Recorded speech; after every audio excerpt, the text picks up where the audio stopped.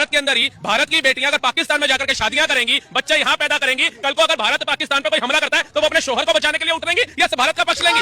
आप बताइए, वो अपने बच्चों के बाप को बचाने के लिए उतरेंगे या भारत का पक्ष लेंगी? आज जो कश्मीर के अंदर आतंकवादी हमला हुआ, जब मोदी सरकार ने राष्ट्रपति शासन लगाया हुआ था, उन्हें पता था कश्मीर की स्थिति अभी ठीक नहीं है, राष्ट्रपति शासन को बढ़ाया जा रहा था, तो कौन सा विपक्ष था जो सुप्रीम कोर्ट गया था इलेक्शन के लिए? किसने कहा था लोकतंत्र की हत्या हो गई? किसने कहा संविधान खतरे के अंदर है? किसने कहा ईडी सीबीआई सब बिक चुका है? किसने देश का माहौल खराब किया? और जब वहां पर इलेक्शन हुआ, सरकार चुन के आती है, उसके 2 महीने बाद ही ये कांड हो जाता है। वहां पर हिंदुओं को चुन चुनकर धर्म पूछ के मारा जाता है। ला इलाहा इल्लल्लाह मुहम्मद रसूलुल्लाह अगर आप बोल पाओगे तो आपका जीवन बख्शा जाएगा, नहीं तो आपके कथित के ऊपर गोली मार दी जाएगी। आप बताइए, ये देश इससे चलेगा? और जब भारत सरकार ऐसे लोगों के ऊपर कार्रवाई करती है तो बोला जाता है मुस्लिमों को प्रताड़ित किया जा रहा है। 2014 कहाँ कार्रवाई हो रहा है? 10 दिन हो गया, अब तक कोई कार्रवाई हुआ ही नहीं। इनसे पूछे, इनकी दादी ने बांग्लादेश को बांटा था, क्या 2 दिन में बांट दिया था?